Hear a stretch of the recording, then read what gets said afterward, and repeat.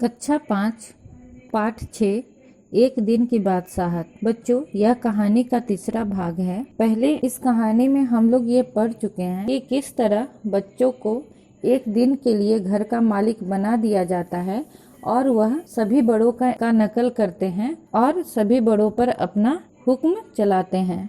अब इस कहानी को हम लोग आगे पढ़ेंगे। इतना सुनते ही दादी ने चीखना चिल्लाना शुरू कर दिया कि आज ये लड़के मेरे पीछे पंजे झाड़ के पड़ गए हैं।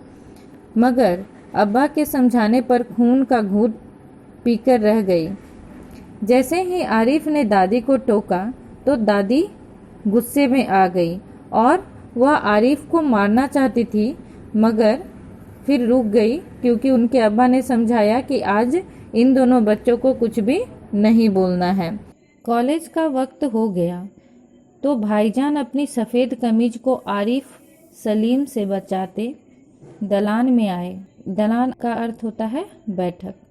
अम्मी, शाम को मैं देर से आऊँगा, दोस्तों के साथ फिल्म देखने जाना है।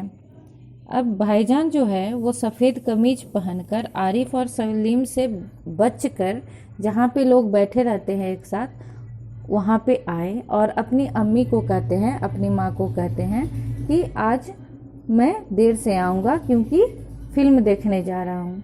तब बच्चों का क्या उनके प्रति व्यवहार रहता है उसको देखते हैं। खबरदार, आरिफ ने आंखें निकालकर उन्हें धमकाया। कोई ज़रूरत नहीं फिल्म देखने की, इम्तिहान करीब हैं और हर वक्त सैर सपाटों में गुम रहते हैं आप। जिस प्रकार उनके बड़े भाईजान उनको डांटा करते थे और उनको टोकते थे, उसी प्रकार आरिफ भी उनको कहता है कि कहीं भी जाने की ज़रूरत नहीं है, इम्तिहान नज़दीक है, इसलिए फिल्म देखने नहीं जाना है।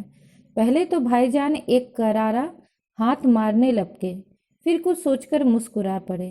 अब भाईजान को उनकी बातों पे गुस्सा आया, लेकिन वह फिर मुस्कुरा दिए। अपनी ही नकल को देख कर वो मुस्कुरा दिए। लेकिन हुजूरे आली, दोस्तों ने साथ खाकसार फिल्म देखने की बात पक्की कर चुके हैं, इसलिए इजाज़त देने की मेहरबानी की जाए, उन्होंने हाथ जोड़कर कहा। अब उनके बड़े भाई उनको आग्रह करते हैं कि उनको फिल्म देखने के लिए अनुमति दे दी जाए ताकि वो दोस्तों के साथ फिल्म देखने जाएं। अब बच्चे क्या करते हैं? बना करें, बस मैंने एक बार कह दिया, उसने लापरवाही से कहा और सोफे पर दराज होकर अखबार देखने लगा। आरिफ जो है वो अपने बड़े भाईजान को मना कर देता है फिल्म देखने से और जाकर सोफे पे आराम से बैठ जाता है। उसी वक्त आपा भी अपने कमरे से निकली। एक निहायत भारी साड़ी में लचकती लटकती बड़े ठाठ से कॉलेज जा रही थी।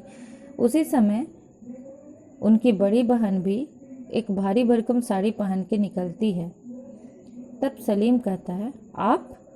सलीम ने बड़े गौर से आपा का मुआयना किया, यानी अपने बड़ी बहन को ध्यान से देखा चारों तरफ से।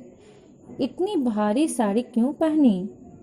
शाम तक गारत हो आएगी, इस साड़ी को बदल कर जाइए। आज वह सफ़ेद वॉयल की साड़ी पहनना। और अपने आपा को बोलता है कि इतनी भारी साड़ी नहीं पहनने के लिए और दूसरा साड़ी पहन के जाइए, नहीं तो शाम तक जो है उनको दिक्कत होगा, यानी ये साड़ी जो है वो बर्बाद हो जाएगा। अच्छा, बहुत दे चुके हुक्म, आपा चिढ़ गई। हमारे कॉलेज में आज फंक्शन है, उन्होंने साड़ी की सिकने दुरुस्त की।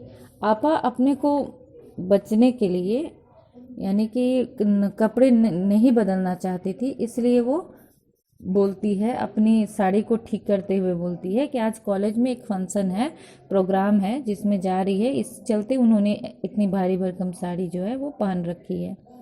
तब सलीम बोलता है, हुआ करे, मैं क्या कह रहा हूँ, सुना नहीं? अपनी इतनी अच्छी नकल देखकर आपा शर्मिंदा हो गई। जैसे आपा सलीम और आरिफ को बोलती हैं हर बात में, उसी तरह उसने उनकी हूबहू नकल की। उसको सुनकर वह शर्मिंदा हो गई। अपनी ही बातों को सुनकर, जैसे वो उनको डांटती है, बोलती है, अपनी ही बातों को सुनकर उनको फिर बुरा लगने लगा। बिल्कुल इसी तरह तो वो आरिफ और सलीम से उनकी मनपसंद कमीज उतरवा कर निहायत बेकार कपड़े पहनने का हुक्म लगाया करती थी। उनको याद आ गया कि किस प्रकार वह उन दोनों को टोकती थी, इसलिए उन्हें थोड़ा सा बुरा महसूस हो रहा था। दूसरी सुबह हुई। अब वो दिन जो है वो खत्म हो चुका है जब उन दोनों को यह मौका मिला था कि वो बड़ों पर अपना हुक्म चलाएं और बड़े उन्हें कुछ न कहें। अब दूसरी सुबह हुई। तब देखते हैं कि दूसरी सुबह क्या बदलाव होता है उन दोनों बच्चों के साथ। सलीम की आंख खुली तो आपा नाश्ते की मेज सजाए उन दोनों के उठने का इंतजार कर रही थी। अब आपा जो है वो पहले की तरह उन्हें झिकझोर कर नहीं उठा रही हैं, वो इंतजार कर रही हैं कि कब वो उठेंगे। अम्मी खान सामा को हुक्म दे रही थी कि हर खाने के साथ एक मीठी चीज जरूर पकाया करो। अब अम्मा को भी लगा कि वो अपनी मर्जी का उनको खिलाती हैं, इसलिए अम्मी ने कहा कि जो भी खाना बनेगा उनके साथ कुछ मीठी चीज उनके लिए जरूर होनी चाहिए। अंदर आरिफ के गाने के साथ भाईजान मेज का तबला बजा रहे थे और अब्बा सलीम से कह रहे थे, स्कूल जाते वक्त एक चवन्नी जेब में डाल लिया करो, क्या हर्ज है। और अब्बा जो है उनको कुछ पैसे देते हैं कि स्कूल जाते वक्त अपनी जेब में रखा करो, कोई हर्ज नहीं है। यानी सबका व्यवहार जो है वो बदल जाता है एक दिन जब वो बच्चे उन्हीं की नकल करते हैं कि उनके साथ किस तरह का बर्ताव हो रहा है, उसके बाद सबका व्यवहार बदल जाता है। बच्चों, यह एक हास्य कहानी है, हंसने वाला कहानी है, इसलिए इसको हंसी के तौर पर लेना है। लेकिन हमें हमेशा बड़ों की बात माननी चाहिए, उनकी बातों का कभी बुरा नहीं मानना चाहिए। इस कहानी से हमें यही शिक्षा मिलती है।